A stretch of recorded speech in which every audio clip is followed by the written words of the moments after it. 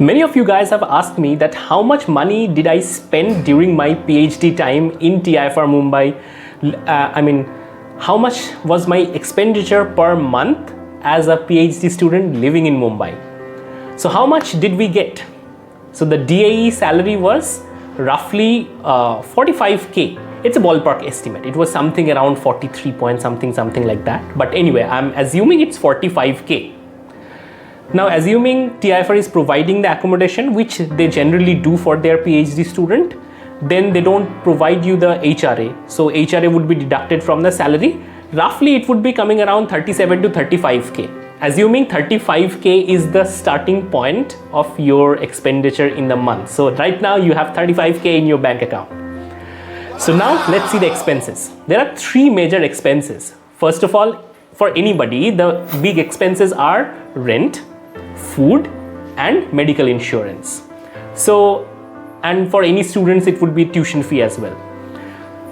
First of all, rent was taken care of by the institute. So that money was deducted, that HRA is deducted, and then you get the salary when you basically live inside the campus. So let's leave that. Second thing is food. You don't have to cook in the institute. So basically you have so many canteens and mess where you can basically subscribe and have meal every day. So if I consider about food, I spent 6,000 rupees per month for food, and that's quite a lot of food expense. You might be thinking about it, but really 6,000 rupees is not that much, because each day I had 4 meals and each of this meal has non-veg items in it, which would be a little bit more costly than compared to the veg. So basically 200 rupees per day was a broad estimate. Okay, second thing is the medical insurance. We don't have to have a medical insurance during that time, because the institute actually covers your medical insurance automatically. That is basically your part of the deal, part of the package, which is a big beneficial thing. So a nominal amount is basically deducted from your salary as a medical insurance. When it comes to gym, amenities and all yoga, all these kind of like recreational activities, you just only have to take a membership of the recreation center, which costs 60 rupees per month, which is literally nothing. Anyway, then the most important thing that people don't appreciate here in India, that is the taxes. It's an honorarium. We don't have to provide any taxes, and that's a big relief. Okay, so right now our food expenses was 6,000. Then the second thing that I spent money on was groceries. So generally you have to have like snacks, biscuits, sometimes pizza, etc. ordered throughout the month. And so in Zomato, Swiggy, all these kind of apps combined, I spent additional 4,000 rupees. That means 6,000 and 4,000. Total food purpose, grocery purpose, all of that thing boils down to 10,000 rupees. 35 minus 10,000, that means right now we are left with 25,000 rupees. Among these 25,000 rupees, let me tell you that I invested on several aspects, and that is almost 15,000 rupees. 10,000 was on mutual funds and 5,000 rupees is basically recurring deposit, right?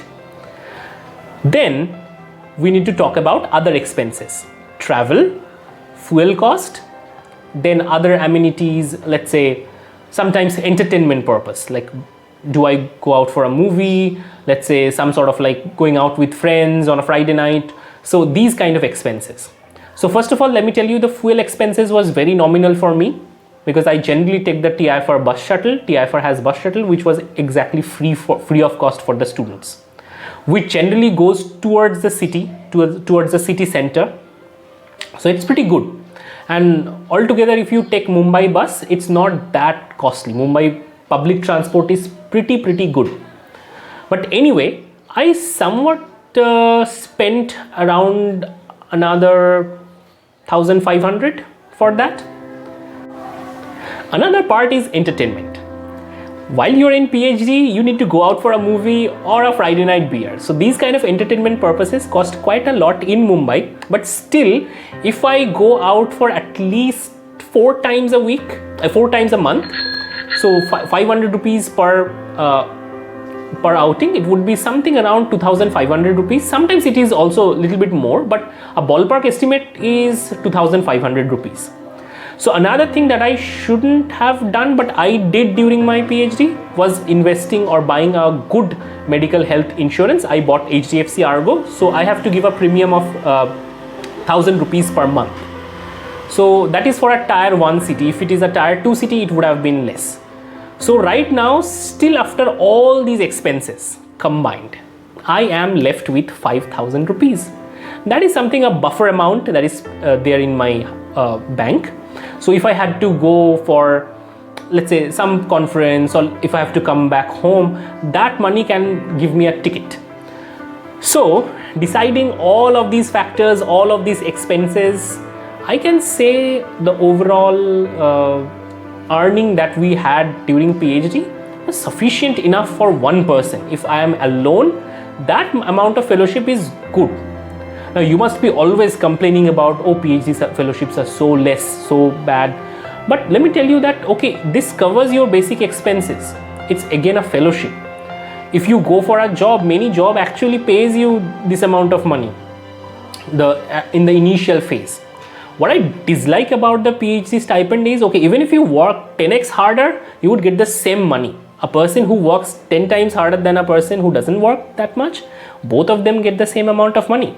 So there is no performance based incentives in the PhD system, but in a corporate world there is. So that is one of the complaints that I do. But for me, I can say the amount of fellowship that they provide, that is good. There is another aspect that I want to discuss about in terms of the fellowship.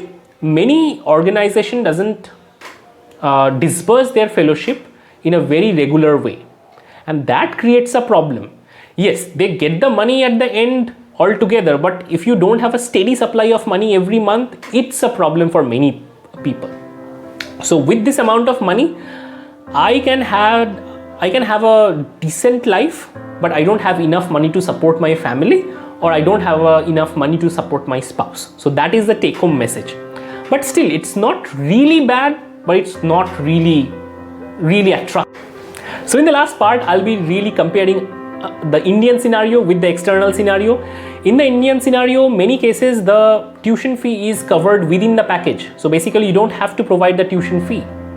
That's a big relief. Second thing, you don't have to provide the tax. In abroad, you have to provide tax.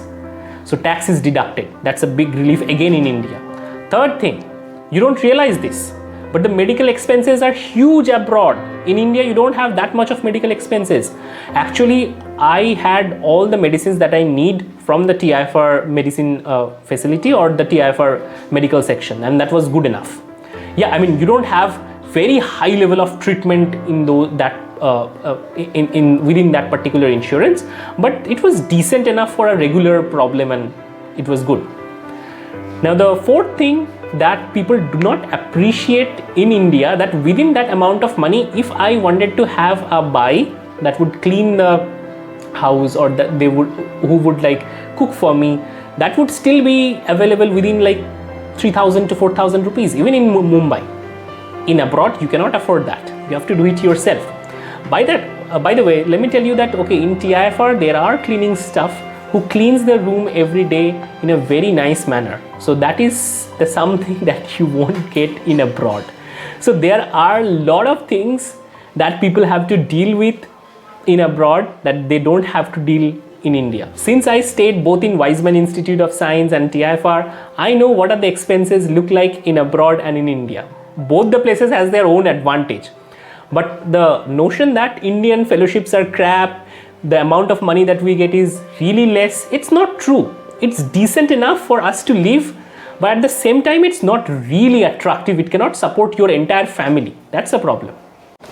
So I hope this video was useful. If you like this video, give it a quick thumbs up. And if you want me to make another video that how much does it take to live in Mumbai as a couple, like when I lived with my girlfriend, how was the expenses when I lived outside, not in the TIFR housing, let me know in the comments. I can make a video on that as well.